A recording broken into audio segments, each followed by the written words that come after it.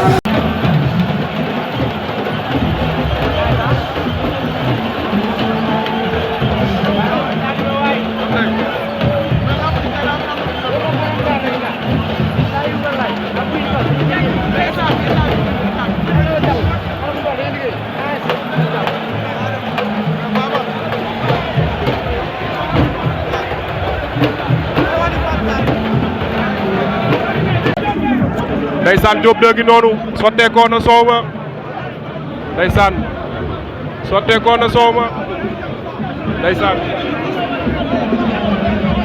sëñ Mor a ngi noonu ndeysaan sëñ Mor a ngi noonu préparation mystique Diop de ndeysaan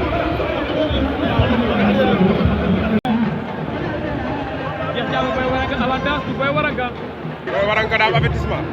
Cheikh Thiamou moo am benn avertissement. Boy Waranka amul avertissement waaye boo xoolee xeex bi Cheikh Thiamou avantage ci xeex bi attention. Boy Waranka day lambatu rek. day lambatu ci xeex bi attention ñoom ñaar. Boy Waranka Cheikh Thiamou. Cheikh Thiamou combat bi mën naa jeexatul mu gaañ. waaw. Cheikh Thiamou li muy xeex bu ko tegal si yoon mën naa door Boy Waranka mu daanu. waaw. parce que li muy doon mu ngi koy natt. Boy Waranka daa bëgg a songu. coup bi muy doon mu ngi koy natt di ko xool te Boy Waranka daa bëgg a songu à tout moment mën naa leen di coup bu ko daru bu ko daaneel attention. laa ilaha illallah Ardo. gis nga Boy Waranka daw nañ dañoo ñoom ñaar. lii la ñaari xale yi soxor nañ de. Boy Waranka jàppante la bëgg. mais fi mu jàpp baaxul. jàppante bi la bëgg te fi nag avantage la ci. kon lii mooy combat spécial. non premier spécial bi. ah waaw wax nga dëgg waaw. premier spécial bi mais nga Mboro la ak Fils de Lyon. Cheikh Thiamou dafa bëgg a génne saako ya ndax moom daa am benn avertissement moom Cheikh Thiamou.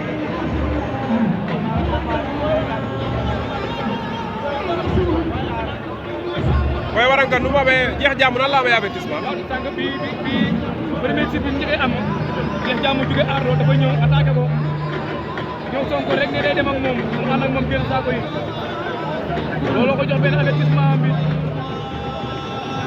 waaye ñoom ñaar ñu ngi noonu ndeysaan ñu ngi bëree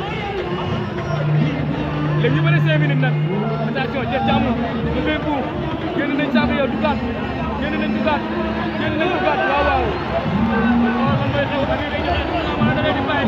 kan lay jox avertissement. non est-ce que Ardo séddoowul ko. Ardo da ci am yoon de. est-ce que séddoowul ko. mais Boy Waranka mi ngi naaj. Boy Waranka ba léegi deret ji fi mu jël coup moo grand. dafa toog ay dynamique yu xaw a difficile ndeysaan ginnaaw moom jóge ci Diop de ñàkkoon ko tegle waat bi de machine yi kon tey daan rek moo ko war ndeysaan Boy Waranka tamit ndeysaan ngeen si dynamique victoire. Boy Waranka ku mujjee bëreel. Boy Waranka kala mujjee bëreel di. Gaaro gaar. waaw Gaaro gaar da koo daanoon. la benn défaite c'est la mi-temps. Boy Waranka lii la bëggoon jàpp na am na ngëm moom Boy Waranka lan lay def ba Cheikh Thiamou. Cheikh Thiamou Boy Waranka. Cheikh Thiamou ba du ko suñu bu mu wàcc. attention. jongale yigiti mu wàcc. jongale daan na ko. la ilaha illallah. Boy Waranka daan na Cheikh Thiamou. ci xeexe nga gis kaaw. parce que ñaari pied droit la dañuy jàkkaarloo ñoom ñaar. dañuy jàkkaarloo. waaw.